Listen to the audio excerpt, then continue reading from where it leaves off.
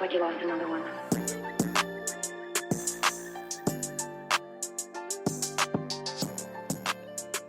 What's good, y'all? We are back, ready to attack with a good SOS attached. Two luxurious hosts about to drop some knowledge on you jungle cats. I am your host, Mr. Chris, and this is your favorite show in the West Coast with the biggest impact and the sweetest flow. Y'all already know. It's the YPC Podcast, ho. And first and foremost, can we please make some noise for the one, the only, the king himself? JB is back in the building. Let's go, ladies and gentlemen. Another episode. I'm excited to be with y'all. I'm excited to talk to y'all. I'm excited to drop some knowledge. Let's get it. That's what's up, man. You know, side note, Joe, you know I never actually started calling you JB until we did the podcast. Really? I've never called you JB before in public. Oh, no, nobody ever called me JB Yeah, before. and then I was like, I just started saying JB on the podcast, and I was like, man. well, If it you know, flows, it flows, whatever. SOS coming up, y'all.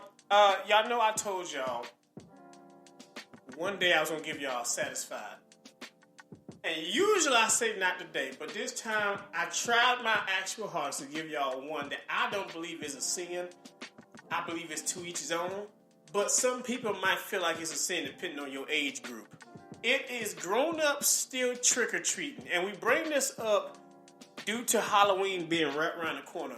People over the age of 30 and 35 still out here going to people's houses. Trick-or-treat. Trick-or-treat. And it's like, what is there really an age gap? Is there really an age gap to trick-or-treating? Trick-or-treating. Well, if we're talking about trick-or-treating, brother, we cheat at every age, okay? I know my granddaddy cheated my grandpa. So whatever. Wait, trick-or-treating is what I was trying to say. The biggest tongue twist of the century. All right, trick-or-treating past the point of age, we're going to say 30, 32. Is it too? Is that point? Should you be just doing Halloween parties or sitting your behind down, or is it cool? Are we satisfied with that? Well, if you're a single person, right? If you're single with no kids, there is no reason for you to be out here taking the kids' joy, trying to knock on them people's doors, trying to get you some Laffy Taffies. Wait a minute, if you single, that's just creepy. Why are you walking up to anybody's house looking for any type That's of what I'm Laffy trying to Taffy? say. You go to somebody's house, You know, specifically, that's a sin. But I was also thinking there might be a little bit of satisfying there. You're trick-or-treating, but it's for adult, right? It should be like a different day. Maybe not exactly maybe Halloween. Not the same day. Yeah, maybe like the different day. But when we go trick-or-treating, they drop those little liquor bottles. You know, the little... Yeah. It was like, oh, fireball. That could be an idea. That's what I'm trying to say. I mean, adult trick-or-treating. adult trick-or-treating. We have a different day. Get your little shot glass. Every time they walk a trick-or-treat, they got a shot of tequila for you. Yeah. But, But it should be a neighborhood thing. It should be adult trick-or-treating. Let's put that in the comments. Should that be a thing? But yeah, if you single, you go to people's houses with kids asking for Laffy Taffies, you probably going to jail because you low-key sound like a pedophile. Okay. You're asking, you got some Tootsie Rolls? Oh, nah, But I mean, so what we're saying is, it's not a sin to be adult trick-or-treating, but it is a sin if you're doing it with no kids. With no kids. Because, I'm not going to lie. I went trick-or-treating with my kid. Oh, man, I enjoyed the damn candies, boy. I was in his bag like, what you got, son? you know? Yeah. I mean, But we went trick-or-treating together. I was going trick-or-treating for him, and then, I had to dress up because he was all in the Halloween mood. Mom and Dad was excited to dress up with son. Pretty cool. But I was not out there alone, though. I remember one time somebody was like, somebody said, man, you let your kids still trick-or-treat? He was like, yeah, why not? He said, nah, man. He said, I feel like trick-or-treating them got out of hand. He said, kids don't even act. He said, kids if he said trick-or-treat at first, they just get up to the door and be like, hey, what all you got? Just hold the bag out. I said, they ask you what? He said, then they sell me. He said, I don't care. He said, I don't even like kids. He said, I play with them. He said, I come up. He said, they come to the door, trick-or-treat. He said, so I took a string. He said, they said trick-or-treat. He said he took a rope, tied it up, and pulled it through to make the knot disappear. Oh, my God. And he closed the door. Okay, it's trick or treat. Yeah, he said he came knocking on the door. He said he came back knocking on the door. What's that trick or treat? He said, yeah, and I gave you the trick. You don't get the treat too, motherfucker. I get it because people usually always expect, okay, look, trick or treat, you get the treat, never the trick. But if you do a trick, you don't have to get the treat. I get it. It was hilarious, bro. That's it was funny. too hilarious. Yo, so That's a satisfied. That's a satisfied. I feel like it's a satisfied. I feel like, if anything, I feel like it's more than just satisfied. I think it's their light button clicked on. Adult trick or treating. That's what I want to see this year. Screw the parties. You know, as a matter of fact, adult trick or treating at the parties. We should have everybody throwing Halloween parties, and adults going around knocking on the door, getting different shots of it. But fair warning: do not mix brown and white together. You mix brown and white liquor, that's on you on your own. Okay, you know, I heard of that. I heard what type of incident that caused. It never really, you know, it gets me there faster, but I never really, overdo it like that though. I've never done it. I did it the other day. Technically, I did do it the other day, but done it the other technically we did the other day. Yeah, but we didn't get drunk though. No. I've never gotten drunk off of mixing liquor. If I've gotten drunk, and then again, we weren't really drinking to get drunk. We were just chilling. We just chilling, something to sip on while we watching a movie. You know, like a glass of wine with dinner. You know, like a little white lady. You know? Whoa, slow it down. Y'all, we got Halloween coming up, but we do got something that's coming. I usually don't like talking about this, but I figured why not? You know, my mom asked me about this, and I was like, my mom asked me about if I was voting this year for the presidency. I didn't really give her a definite answer, but I do feel like since that the election is coming up, we're going to talk about the election with y'all for a little bit. We ain't going to talk a lot because, we ain't out here trying to get canceled. Because y'all be, y'all, sometimes people with politics is worse than people in Jesus. Like, what you mean you don't believe in God? But 3 things, that get you canceled hella fast. The LGBT LMNOP. Yeah. Religion. And politics. And we going to take a dip in both. Now, religion, I feel like we can have a more open discussion about it because, I feel like we all have our own opinions, as far as our friends. It's probably because we're not getting, burned at the stakes. But, yeah. Yeah, I already told you. We don't have, paladins out here like, she's a witch. Hey, what? Burn him. Hey, but that's why we might feel a little bit freer to speak about religion. Hey, hot steak is better than a cold chop. No. Whoa, guy, slow down. Let me stop. Say that to all the Salem young ladies. But no, yeah, because y'all know I'm a Christian, and y'all know I love God. But I feel like the dynamic that our friend group has, we all respect each other enough to let's have our own opinions, our own beliefs, no matter what others believe. Because I go to church, I used to go to church every Sunday before I had issues with my car, and then,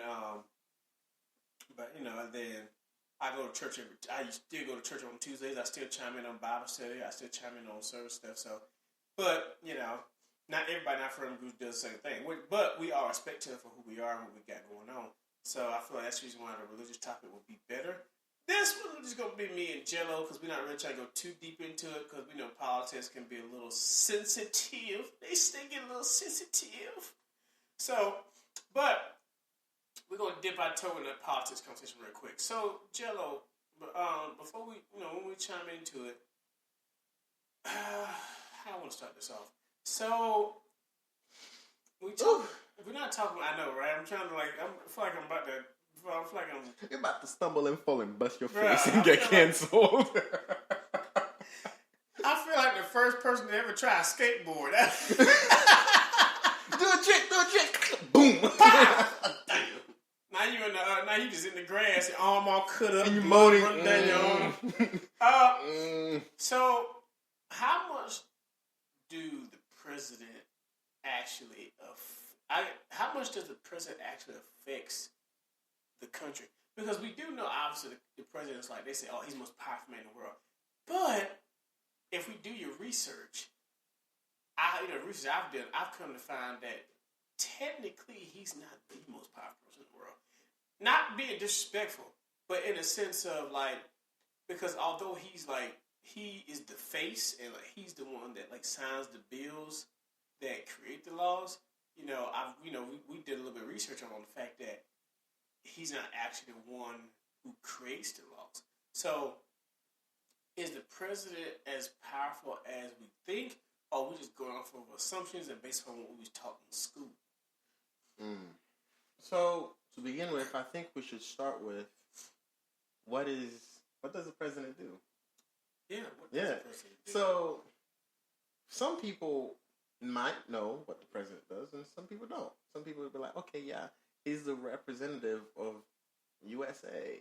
Sure. I mean, if you think about it from an outside perspective, if you're in Canada, right, and you look at America, and you're like, who's in charge? You're going to be like, Biden, Trump, Obama, whoever's in charge at the time, correct, right? So it's like, oh yeah, that's the president. But whoever lives in the state, right, what does the president do? Because I'm pretty sure if you live in New York and you live in Washington State, there is a big gap. So if he's doing something in Washington, it's gonna impact everywhere else in the tri-state area too. But I'm like, you know what I'm trying to say? It's gonna impact everything, but it's not like, how should I say this? He's not, just like if you're powerful, you delegate, right? So I don't think the president is for the people. That's just a personal opinion. The people, like, the one that's for the people are the senators, right? I feel like people should focus on the senators a little. I mean, yeah, there's the president that's all powerful, right? But the president, all he does is like, let me see. He signs, who signs bills to become laws? That's what he does, right? What else does he do? He signs bills to become laws. He's like kind of in charge, represents America itself, not the people of America, right? But there are others who are in charge of the people who we could be voting for, right? I'm not saying don't vote for the president. It's just that what I'm really trying to say is like, who is actually impacting us directly? Who do we vote for, like, at the moment that is impacting us directly? The president, yes, it impacts us in a grand, way in America overall, but not like, okay, yeah, this impact this state, this impact that state separately. So the senators, the governors, the representatives, those are the people you need to be voting for. So the presidential election is every 4 years, but there are the U.S. representatives that is every 2 years, but we don't hear people speak about that much. I know for a fact I don't vote every 2 years. Exactly. And I don't even remember what I ate 2 years ago, let alone who the senator was. So this is what I'm trying to say. It's like, and the senators are every 6 years. The president, the senators are every 6 years. That's a military contract. With a sign-on bonus. Okay. The senators are every 6 years, and they're like, what? There's like 100 U.S. senators out there. So, although we're voting for the president, I just want people to know that, yes, whoever you vote for, I do not condemn. I'm not going to tell you my personal opinion on who I'm voting for. All I'm trying to say is, like, know their roles and know how they impact you directly, right? There's the U.S. presidents, there's the senators, there's the representatives, and there's like, in the Congress, those are the ones that like, well, I wouldn't say the Congress, because those are like who makes the laws. That's different, because people have the misconception of president makes the law. I don't know if you guys don't know that, but he doesn't. He just signs the bill, right? But he doesn't make the law. He just signs it, kind of like, okay, my secretary just give me a couple advice, this, boom, I approve it, and it goes through. But technically, he didn't make the law. He just, Yeah, I mean, it's true. It's real, man. I guess I didn't know. Like some of you, I feel like I wasn't educated on it. Because kids, we're always taught, oh, you gotta vote for the president. You gotta vote for the president. Your vote matters. But they tend to, what's what I'm trying to say? They tend to not make as big of a deal about the governors, the senators, people of Congress, because it's like they shine such a big spotlight on the president, and then they expect everything else just to fall. Oh, and they're just like, then they just expect us to continue voting because we already voted. We're going to vote again. But it's like some people, let's be honest, some people might feel like after they vote for the president, they like, oh, I've done my job. I ain't about to vote again. I just got done sitting there long. Because let's be honest, the lines be long. And some people be sitting there like, look, I done did my job. I ain't about to go vote again. And then it's like, now you got just any and everybody getting into the office, passing bills, passing laws. And then we start complaining about the bills and laws getting passed. And then first, what we do first, we point our fingers right back at the person in the spotlight. When in all actuality, although yes, he's important, we should be. He's not the only one that's important. He's just as important as the other ones. But it's like, if you put such a big spotlight on the president and disregarding the governors, the senates, all people who actually play the actual major roles in creating our laws, then when stuff doesn't happen, why do you think everybody's at this man doorstep throwing, trying to throw stuff at him, Because it's like, look what I feel like it started with people not educating in the proper way, if that makes sense, and people making assumptions. Okay, so although the president is like in charge of the executive branches, he doesn't make the laws, right? Like, who makes the laws? It's the Congress, the Senate and House, and legislatures, right? And if people don't know the different branches of the government, the Congress, the president, the executive, the courts, the judicial, those are the branches of the government, right? And the one who make the federal laws, like I mentioned a couple seconds ago, is the Congress, Senate, House, and legislature. There's like a couple laws that are included in the United States, right? It's immigration law, bankruptcy laws, civil rights laws, but it's not the president that makes those, right? Although he's in charge of those branches, he doesn't make the laws. So before you go throw hands at somebody saying, he's doing this, he's doing that, just make sure you know your stuff, because you may be voting for the president now it would seem like I'm picking a side who's against immigration, because it would be dumb not to know. But I'm just saying, let's say you may be voting for the president who's against immigration for whatever reason, but you guys do know he just signs the bill. He doesn't make the law that says, no immigration shall, I'm cutting the immigration law, you shall have no rights or stuff like that. I'm just trying to say. Yeah. Like, just know your things. So when you're making the decision of who you're voting for, you're not making it just out of an emotional state point, right? You're making it logically, right? If you see the benefits that this president is giving, compared to the other one, make the choice not because this one is saying slur and the other one is uneducated. Because that's usually the point. Because once they're doing their debate right in front of everybody, right? They promise this, they promise that, but I don't know. What are they actually doing? What are they actually offering? And what they're offering, how much of it can they actually stand by? And when they get on it, they're going to be able to provide. Because I can say, I'm about to shoot this guy in the head, and I don't even have a gun. You know what I'm trying to say? I'm about to build the road. I'm about to break down these walls. I'm about to do all this. And I don't even have the power to do that. I'm only speaking so I can get voted in. Okay? So, unfortunately, they do that a lot. That's what the debates are for. So people can see that, hey, I make promises. To be honest, I think you just got to pick the lesser evil. All of them don't give a fuck about people. No lie. Presidents don't give a fuck about y'all. They don't give a fuck about y'all. They're not for the people. The one who's for the people, directly for the people, are the senators. Because they realize, well, some, because some are corrupt. Everybody's corrupt. So they realize without the people, there's a lot they can't do. So that's why you guys got to make sure you guys are voting not only for the president, but for the people that are right above you, for the people that can directly impact you at the moment. Yeah,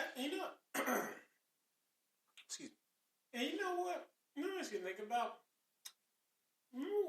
back in the day when we was in school and they used to vote in class presidents, and we would have debates and everything. And then class presidents, even if it wasn't in our schools, maybe in those kid shows and stuff, and then the class presidents would say, "Oh yeah, we're gonna have pizza for lunch every day, or I'm building a skate park outside," and it's like, ain't got no money. And you really think the principal gonna let you just cut out vegetables and feed everybody pizza? Everybody in school be fat. They won't win the football games. Not only that, and when they make those promises and they turn around, ask for our funds to do it. Exactly. And they're like, you're making those promises with our money. Like, do you realize that? And a lot of times, people assume that just because of what they saying sounds good, that's what they should vote for. Versus doing their own research and getting educated on what they should be voting on, like the Senate, like the people of Congress, like the ones who actually make the big mixed decisions. I can even say, me personally, I'm guilty of it because I've never voted for a senator a day in my life, but I didn't know I was supposed to. To time me getting educated. It's not like I said, where the president on the elections and presidential is all loud and stuff, and the news everywhere. You're hearing it everywhere. It's just you're hearing it everywhere. It's not the same for the others. Yeah, you don't hear it everywhere. With that being said, just whoever you're voting for, ladies and gentlemen, just make sure you do your researches, and all vote matters. And just because you think your one vote doesn't, it does. If you're not voting for the one or the other, like I said, when you're picking, even if you don't care about both, and I'm telling you, you shouldn't, because both of them don't care about you. But if you're gonna pick something, pick the lesser evil. They're both bad. Just pick the lesser evil. And be educated. Be educated on what you vote for. Because how often do we allow assumptions of what we should do and believe influence what we do and who we are? Like, how often do we assume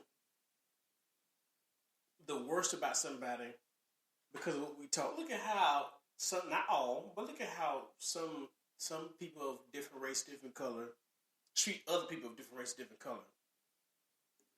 That's because, not even because they know them, not because they're a bad person, it's simply because they just assume that's how they're supposed to act, or how they assume that's how you're supposed to treat them because of what they was taught, or what they heard, or what they saw somebody else doing, versus educating yourself on, or being or making an educated choice and saying, hey, well, let's go get to know the person.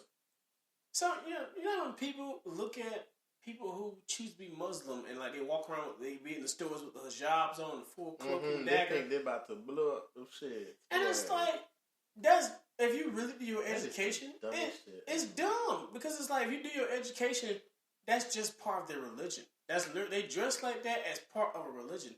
It has nothing to do with bombs. It has everything to do with who they serve when they go to church. Not everybody's here in America trying to set you on fire or cause you to explode.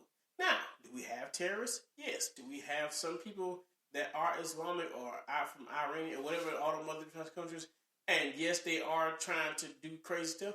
Yes, but that's not every single person. I actually had a moment where I had a conversation with a Muslim, and it was a very, very impactful conversation. Why? Because I got educated. Because I didn't know what his job was. I just thought they had took a tuck sheet off somebody's bed and that's messed up. I thought they took a sheet or something, and I was like, what y'all trying to cover up? Especially when sometimes they would take the cloaks off their face. A lot of Muslim chicks be gorgeous, and I'd be like, what you covering up, girl? You look good. Well, maybe that's why they are covering up, because they look good. This is off topic. I'm talking about way off topic. There's this book called The Book of Enoch. I think it spoke about why they wear and they cover their heads. That's what I'm going to say about it. If you're interested, take a look at it. Book of Enoch, people. Book of Enoch only was founded 100 years ago, although the Bible existed 2,000 years ago. That's pretty recent compared to 2,000. 100? Come on now. Read it. Yeah, definitely. Book of Enoch, you said? Book of Enoch. Book of Enoch. Who wrote it? Enoch. Oh. So I'm just a dummy. No. I mean, I'm just a big dummy on the back. Who wrote the Book of Samuel? You know what? We're going to move past that because I just had a moment. I had a blonde moment. And stereotype. Assumption, right? Something that is taken for granted or accepted as true without question or proof. So that's what assumption means, right? So if you out here, without proof or questioning something just because Nana said this, okay? I'm not saying go be out there and, just because you think it's a superstition. I think we mentioned this before in an episode. Just because you think it's a superstition, you ain't gonna, follow it. But if you're gonna follow it, at least question it. Understanding why you're following it. That's all. If you're gonna say something that is ignorant, I would say stop it. But people are gonna be ignorant no matter how much you try. So I feel like I'm ignorant in a lot of things. So I'm saying, like, look, you know how many home remedies that old people have killed, and don't get me wrong, I'm sure it works. I'm not gonna lie to you. Some of them be working. Some be working, but like some stuff be like they just be the most ridiculous. Oh no, if he ain't feeling good, he need to drink a bottle of quinine and a bottle of Alka-Seltzer. What are you trying to do to this boy? God. Let's take a real example. I am a health specialist, right? I'm a medic. So when I heard this from someone close of mine, told me how to get rid of yeast infection for females by putting a garlic up there and leave it overnight or something. I was so mind boggled. I'm like, does it work? I'll never know. Obviously, I couldn't even try it, but I'm not going to make somebody try it, but I heard that it works. And I'm like, hey, if it ain't broken, don't fix it. Looking up online, people with yeast infections. It's like, hey, girl, I got something for you. Now, if it work, that means two things. One, you ain't got an infection no more, but two, you a vampire. But we're going Shove a garlic up there, ladies and gentlemen. Shove a garlic up there. But yeah, man, people are like, oh man, yeah, if you got chicken pox, you need to go. It's all kinds of. Oh, you got this going on. You need to go soak your feet in some chicken broth. Soaking feet, what? Or if you got bunions, bunions. To be honest, I'm not a foot guy. I can't stand bunions, dude. Yeah. Them things look like I used to have witch toes, but now I started having to get pedicures on a regular. You got a bunion. I heard that you put a little slab of onion with a socks and you sleep with it. I'm looking at yeah. You're gonna wake up with some stanky ass feet, boy. But look, if it works, it works. This is what I'm trying to tell you. With my mind, I'm like, this sounds nasty. But hey, it works for you, don't it? I guess. Center satisfied. Let me stop. No. Then how far do you shove the garlic up? Center satisfied. Center satisfied. You shove the garlic up there and it work. Does that make you a vampire? And if it doesn't, well, shit, we got a problem. If you call the hunters. Right? But no, yeah, like, I feel like a lot of people go based off of assumptions. Mm-hmm. Like, people assume that, they assume that, you shouldn't be, drinking, too much of alcohol, too much of juice, something like that, because you get a kidney stone, which is true. Don't get me wrong. There is factual proof that you can't get kidney stones from drinking too much of sodas. You can get kidney stones from drinking too much alcohol. You can get kidney disease, stuff like that. But what people fail to realize is if you do your research, you need to drink water all the time. Not actually necessarily, because if you do your research, water, technically, too much water can be too much for the body. Because you can do what's called, It's called? Oh my God, I almost drowned myself once. Cool story, but another time. Because I overdrank water. I was supposed to take a drug test, and I thought just drinking water. I kept on drinking. I drank, and I was pissing white. I'm talking about damn near clear. And I started feeling unwell. Yeah. I started feeling very unwell, and I didn't know why. People don't believe it, but you can overhydrate yourself. Just like how you can be dehydrated, you can be overhydrated when you too hydrated. And people think that, oh yeah, man, and people don't know that because they assume that water. I know people that, all I drink is water. I'm perfectly fine. You probably do want to drink water. You probably are fine. But I guarantee you don't drink water every second of the day. And it's like, you cannot sit there and tell me you drink water every second of the day. And if you do, you lying. Or either you lying or you overhydrated. One of the two. But too much of anything for the body is going to always be too much. That is true. Too much water is too much juice is too much soda is too much. Too much anything. Too much alcohol, too much food. You can overeat and start throwing up, So it's like, you just have to have a balance. And part of having that balance is being educated on like, hey, what should I be putting in my body? What should I not be putting in my body? Hey, what should I be taking for this disease or that disease? Not just shoving garlic or chicken broth, or up your holes and stuff like that. Stop. I have another assumption. What's that? Some people proclaim, mostly religious people proclaims that, I don't know, the gospel of Christ offer opportunities for spiritual growth, and they think that's the only thing that offer opportunities for spiritual growth. What does it mean to have a spiritual growth? Can you only obtain spiritual growth by only doing religious stuff? Or can you obtain spiritual growth by doing it, I don't know, a different way? I can't really say about spiritual growth. I can only go based off of mental growth. Like when I say mental, I mean like I do what they call personal development. And personal development, I listen to a lot of motivational speeches. And I listen to a very motivational podcast called the Secret to Success podcast. And through listening to these people, through listening to this podcast, the knowledge that I have soaked up like a sponge has, I felt like, pushed myself to a higher standard.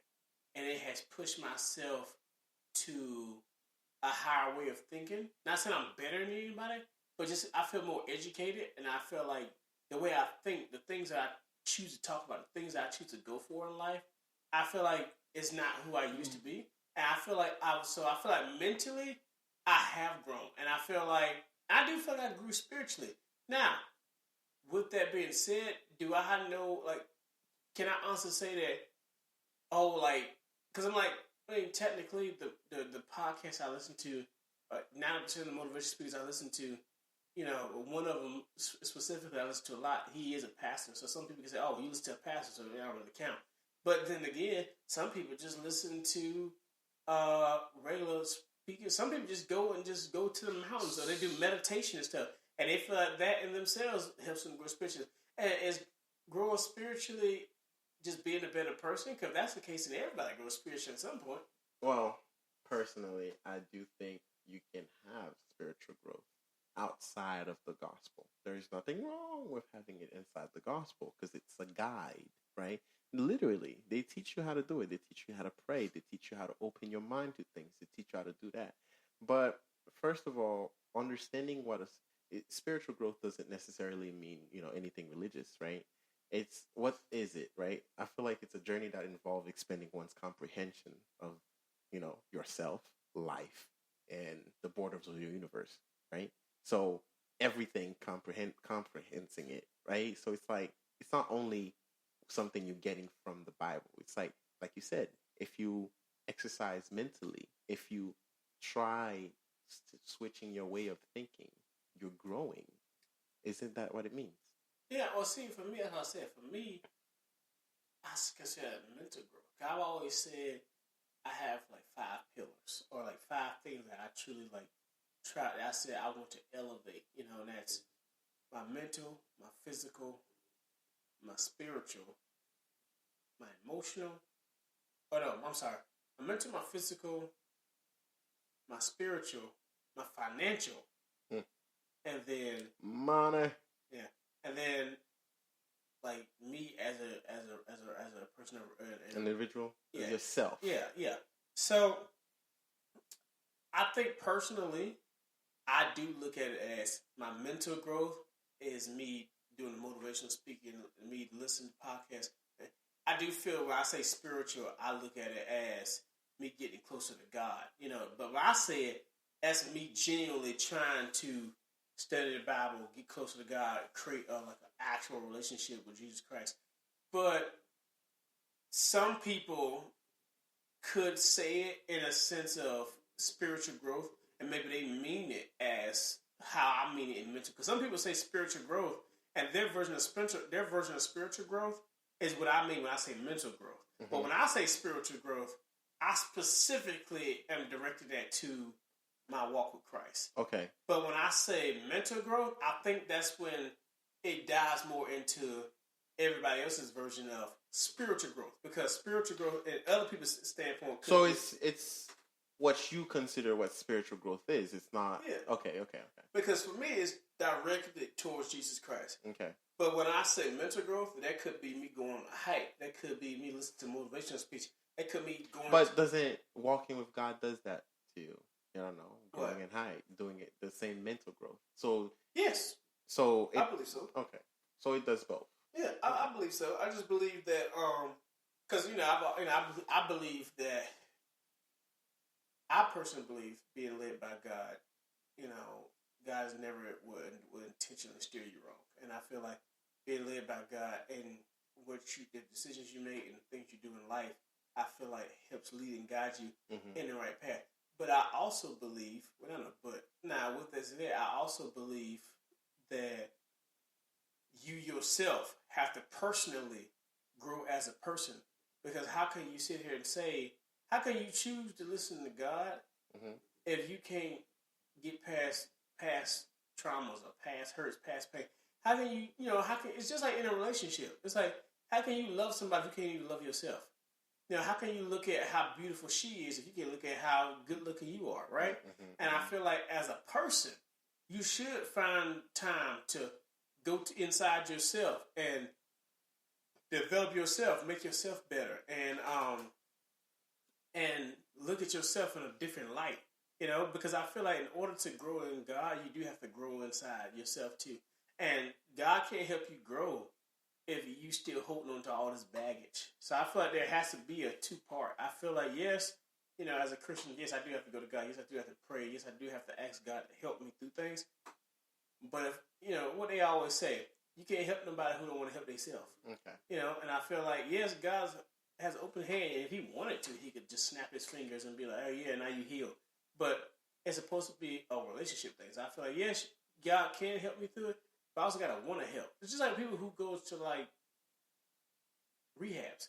I feel like technically that's a form of growth because of the fact of they went on, people say they went on a spiritual journey, but it's like, or they went on a mental journey about others, but it's like, I feel like you have to become somebody different in order to get off of drugs.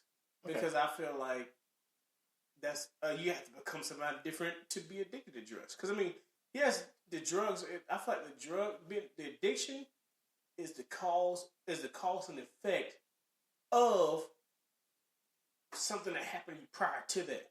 So, you could stop doing drugs. I could stop snorting cocaine, right? But still be hurting.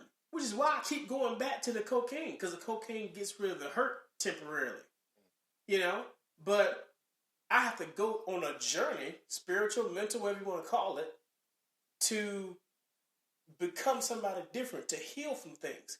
And that's why I feel like it works hand in hand with, you praying, talking to God, you listen to motivation, you building yourself up. You have to rebuild yourself when you go through something like that. And then on top of that, after you rebuild yourself, you become somebody different. And guess what? That makes the cocaine less appealing because you're not the same guy you used to be.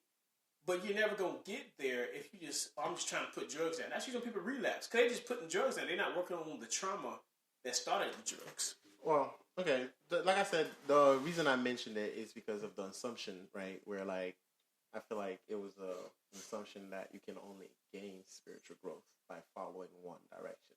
So, if you believe that there are different ways if to you said you can only gain spiritual growth by following God's way, or the mental growth also gets you there, it depends on how you utilize it and what you do with it. Either way, whatever your end goal is the journey you decide to take, right? That gets you there. You're gonna get there. So that's an assumption. I myself didn't believe for a long time that it takes more than just, one thing to have the spiritual growth. It was just an assumption. Yeah. I don't feel like it. What? I have another assumption. What's that? The economy. The economy? Mm-hmm. Yeah. The economy, at this point, this economy been shot to hit. Let me stop. Okay, well, there's this assumption that in this economy, men are, are able to maintain whatever they used to be back then, although that's not true.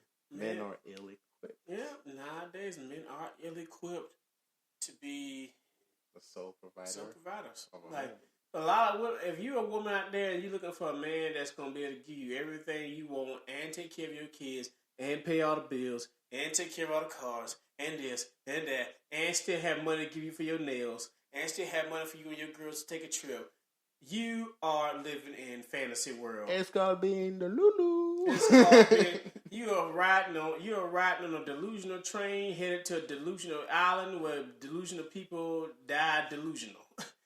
Because there's no such thing as that man anymore. And it's not because we don't want to do it, it's because we physically cannot. Because then guess what? When we're working ourselves to death, trying to please you and take care of the kids and take care of everything you want to take care of for the house, guess what? That means less time for you.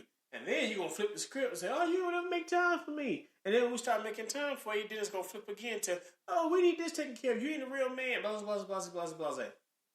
At the end of the day, it's an own goal. You're just chasing your tails. You're going to be chasing your tails. And even this is not just for going at women. This is going at men too. Men, stop putting yourselves in that position. Stop trying to do everything. When your woman is offering you help, for the love of God, sometimes sit down and let her help you.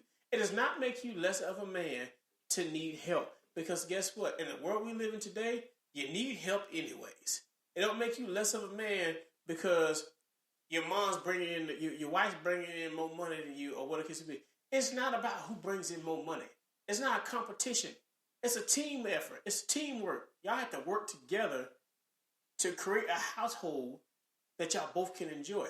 Now, if you got your money like that, and you balling like that, where you can take care of your house by yourself, that's cool. But guess what? That's going to change if y'all decide to get married and have kids. I don't know why my country accent just came out just then, and when I said married, but You got married and have kids. when y'all get married and have kids, y'all ignore that. But yeah, seriously, when y'all get married and have kids, like it's gonna get to that point where things ain't gonna be as cheap because kids are expensive. And there's a guy on the line right now who can attest to the fact. Oh, stop. So, according to research, right, the economy is something, right? It's hurting us, and middle class people that used to be able to go on vacation at least twice a year, or maybe once a year, twice a year. Let me say it twice a year because it's more believable that they were able to go twice a year back in the 1980s. But now they're barely able to go one time a year because we have gotten a massive increase in debt, right? 50% increase in debt. It's like it's really hurtful, even if you have a nice job. I don't know. For example, if I was okay, let me not take journalism because journalism didn't die because of the economy. Journalism died because of digital improvements, right? So let's take another job that is still as high as today. Crap, I can't think of a job. A good job. A good job that got taken away? No. That's still as good as it was back then in the 90s or the 80s. I would say power construction. You want to say construction? Sure. Or engineering. Engineering. Yeah. Sure. Okay, let's just say engineering. For whatever reason, right? That's just an example. I'm not speaking that specifically as speaking of facts. I'm just saying an example. If I was an engineer back in the 1980s, I would make enough money not only to support my family, put some money on the side for my kids to go to college, and still have enough to go to vacation. Maybe not twice, but at least once a year. But with the 50% increase in debt now from the 1980s to 2024, we can't do that. We can't do that. Inflation's everything's so goddamn expensive. Like the student loans, the debt, everything, right? Is so much higher that it is terrible it doesn't leave the opportunity for men to be the sole home providers that they used to be back then. So even if I was working the job, I would still be struggling. Okay, I can't get my wife a car for whatever reason. We can't go on vacation as often, and And even if I am the sole provider, you will see the difference because there are some points that I will be struggling. Even if I'm able to pay for everything, I can't follow my hobbies because my hobbies require some money, and I will not take a roof off from my kid's head just to follow my hobbies. I will not take my wife's personal income because I used to give her money or whatever reason just to follow my hobbies. So there are some sacrifices that needs to be made because of the way the economy is working. Now, ladies, this is for y'all. Help your mans out, okay? I'm not saying get a full-time job, but you come with this misconception that you should be treated like you were treated back in the 1970s, but you really don't want that because back in the 1970s, you used to get smacked. Ooh, excuse my language. Get smacked and go and clean and cook, okay? Now, you want to be treated like a lady, and of course, I'll treat you like a lady. Don't get me wrong. But at the same time, the economy isn't allowing the men to fully 100% treat you the way you really want to be treated, like the women back then were treated back in the 1970s, where the man was taking care of everything. And I'm speaking as a middle class man, right? I'm not like right. I'm not poor, but I'm not rich either. But I might be like right there. And a lot of men that are doing things with their life that are working, that are actually a hardworking man, are also not up there unless they were dealt with good cards. And life depends on the card you're dealt with in life, the opportunities you take, and the gambles you make. That's how you make it. But for a lot of men that are not dealt with those great cards, that are actually hardworking men, that are good at what they do, they're still in the middle class. And when you come to their lives, instead of taking out where they feel like, damn, I can't really do what I want to do no more. I can't follow my hobbies no more. I can't go to the vacations no more because now you're with them because they gotta feel like they're supporting, instead of just we're supporting each other, instead of like I'm just supporting you. I don't know. The economy doesn't allow the men to be a sole provider no more. And ladies are still looking for that. And it's okay. I'm not saying you're not going to find it. There are some rich men out there that are willing to do it. But I'm speaking for some middle class men who actually, if you want to have a nice family, the dynamic of the relationship when it comes to financial is going to have to change a bit. I'm not saying you got to do 50-50, but if he's paying everything, come on now. Maybe you can pay for vacation, or maybe you can pay for half of the vacation because he's already paying everything at home. You got your new Range Rover, okay? You got your kid, got this new ass tablet going on. He's getting his new car. Everything is nice and brand new at home, and and then you guys can't go on vacations. What? You're saying if you want to get rich or stay rich, both of y'all better be pulling some money out in this. But in the work. Because at the end of the day, it ain't going to go the way you want it to. And you're sitting around here and like let him pay for everything. And then if it does, guess what? He going to be stressed out all the time. Mm-hmm. You going to be trying to talk to him about stuff. And he be like, man, I ain't got time for that. And then like, you need to be here for your family. And that's when you're going to get all right. But there's an emotional distress that comes with having so much on your shoulders as well. Yeah, I mean, I personally think that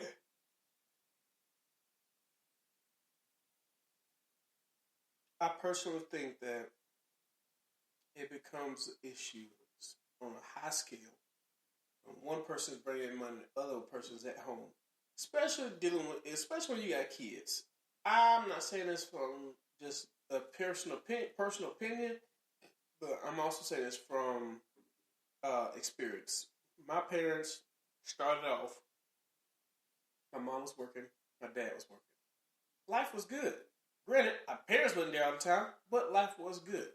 My mom and my dad decided that since my dad was making so much money, that she was going to stay home and take care of us while he went on the road and worked.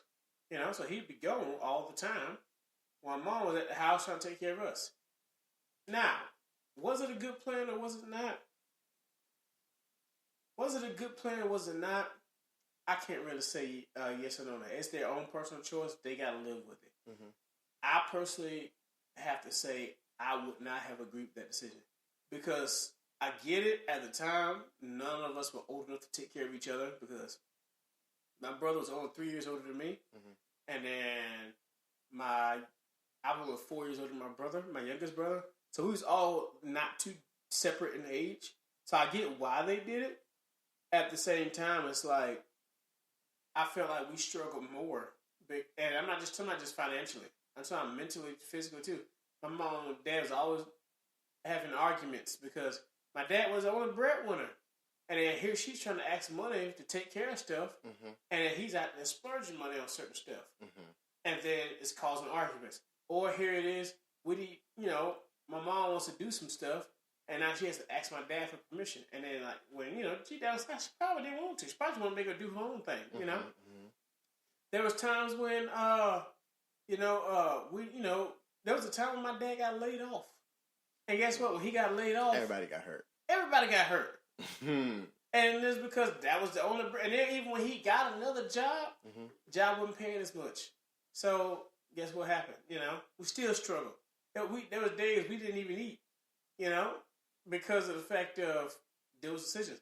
Once again, not saying it was a bad decision or not, but I'm just saying it started then. And my point is, it started then. It started when I was 17, 16, 15, 14, 18 years old. It started when, in between that gap, that 4-year gap of 14 to 18. That was when it started. And the economy hasn't gotten better. It's gotten worse. Way worse.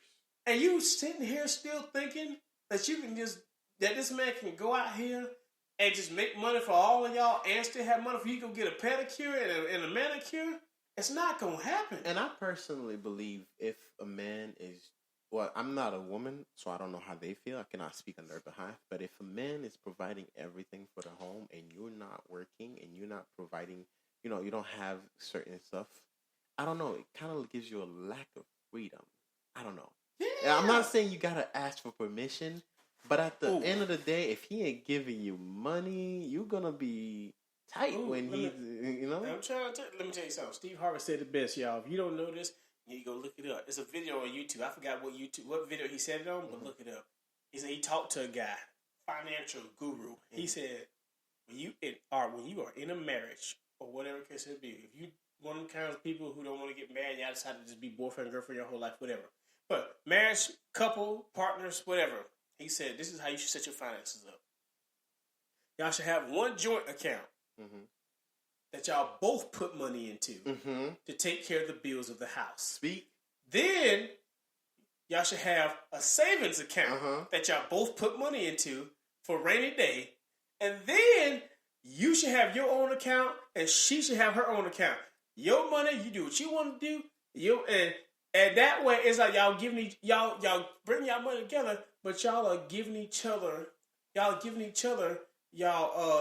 pretty much like an allowance, right? It's cool. But it's like y'all both give each other y'all own version of an allowance, right? Because now he ain't got to ask you for money to go spend on, whatever he want on this whatever she ain't got to spend money. She ain't got to ask you to spend money to go get her nails done. Because guess what? She got her own money. And guess what? We already know the bill's taken care of because we already took care of that with the other account. We already know that. Damn. What's wrong with you? Nah, it's just I was telling my girl that the other day. She wasn't disagreeing with me. She was just like, oh, okay. I was like, I don't know. I feel like that's a very smart thing to do. You got your money. Because how many times do females be out here asking their dudes for money to go get their nails done, and then they say no, then they catch an attitude. Now they go into another nigga to go get money from him to get her nails done, and he gonna have a problem with that. Or how many times your husband want to go out with the boys, and you ain't going nowhere with them because these boys need clothes for schools. They need shoes, or they need a new book bag, or they need clothes for school and all that stuff. That stuff should have already been taken care of. That stuff should have been already taken care of with the savings account or something. That stuff should have already been taken care of between the savings account and taking care of the house. Because part of taking care of the house is taking care of the people in the house. And I also believe although each individual have their personal account, if I want to buy you something, if I'm gonna go to the mall and I say that's your splurge day, it's not coming out of savings. It's not coming out your account. It's still me giving you. Exactly. You know, I'm not. It's not. It's coming out of my pocket. Exactly. And I'm like, and I'm still willing to do that to you. I'm still willing to pay for your nails. Don't get me wrong. But let's just say I'm not willing to. I just want you to say, I can do it myself then. Yeah. And then come on, fellas, let's be honest. How many times we don't have you trying to surprise your girl or something, and you pop up with a gift or something? And she, well, thank you, but I really wish you would have spent that money because we didn't do this and we didn't take care of that. And now it's like, what you doing ice cold water on my hot moment for? You know, I came inside here to get some cootie cat, and you sit up here with this. Like, I'm doing the nice, prerequisites here. I came here hoping we could have a nice evening together. I brought you flowers and chocolate. I'm doing my mating dance. I sent the kids to your mama's house, hoping we could have a nice evening together, and then I was going to give you a massage, run you a bath, maybe get some Girl Scout cookies tonight. I'm thinking we going to have a good evening, and here you come with the ice cold. I really wish you would have did that, because that's when it comes into play of the house already been taken care of, and the money you spend to take care of her, do something nice for her, that's just your separate money. It has the money nothing to do with bills, housing, or the money she spend to do stuff for you, that comes separate out of her own money. And guess what? Y'all never have to worry about the mortgage not being taken care of, or the cars not being taken care of, or the kids not being taken care of. And then guess what? Y'all can actually enjoy life. And you know what else? Just clicked on me. I feel like that's a part of growth too. I feel like that's a part of growth. Being able to do for your family as well as doing for each other, as well as doing for yourselves. It's like a tree. Doing for the family, as well as doing for each other, as well as doing for yourselves. Okay. Because I feel like a lot of people have this warped sense of assumptions. They assume that because that's how they parents here, or that's how their life is, that's how they supposed to do it. I actually did a school. This is the dumbest school project I've ever done in my entire life. So, well, let's scratch that. Second dumbest school project. The project wasn't dumb. The people who did the project were they had stupid ideas. So, I thought, when I was in school, they said no ideas are stupid. You ain't heard this idea yet. So, the project was, this is like at the end of the school year. He said, hey, I'm going to teach y'all about finance. My math teacher. He said, we done went through all the curriculum about math. This is at the end of the school year. So I'm going to teach y'all about finance, which I thought was the best math teacher I ever had, still to this day. Mm-hmm. And he told us, pick the kind of house you want and pick the kind of car you want. He said, and I'm going to show you how to budget, and I'm going to teach you how much money, I'm going to show you how much money you would have to make, what kind of income you have to have, what kind of job you have to have to maintain that house and maintain that kind of car, maintain that kind of lifestyle. Everybody in this entire class picked the best they could find. Chose apartments, mobile homes, houses in the projects, houses on the south side.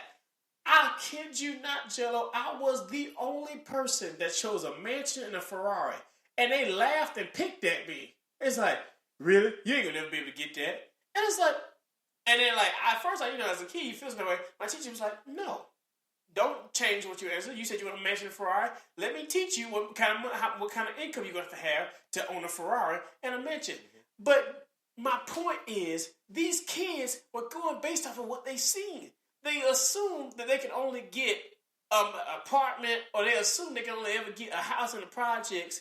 And you should the cars they were choosing, like, don't even get me started. And it's like, I feel like that was an assumption based upon what they've seen. So they assumed that's all they could get. Versus believing versus imagining what they can get so they could see what they can have, Okay. And that comes with growth. I still know people still in my hometown going to Valdosta Mall, just baby mamas, baby daddy drummer, bunch of kids running around.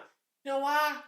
Because they going based off what they saw, and they thought that's all they could get. And it's like, when does it stop? When does it stop? When does somebody break the generational curse and they start to grow so that way they can have something better? Not necessarily you got to have a Ferrari and a mansion, but at least expect to have a nice house and maybe a Range Rover or something. You know, there's this saying. I'm Haitian, y'all, in case y'all didn't know. And no, I don't eat cats. But listen, there's this saying. I'm gonna translate it. It says, you know, bringing the horse to the river is one thing. Force it to drink water is two different things. So, you know, you can teach them, guide them, show them the way, but they can't believe. They won't believe. If they don't want to, they know. So can't force them. Yeah, you're right. I mean, that is what it is. We ain't gonna keep y'all no longer, man. We already getting close to that time, man. But yeah, I just want y'all to think different. You know, I want y'all to think different. Not just with politics, not just religion, but with everything. Think different. There is a form of education to be held. There's a. I don't know if I'm gonna say this right. There's a form to beheld. Is that right?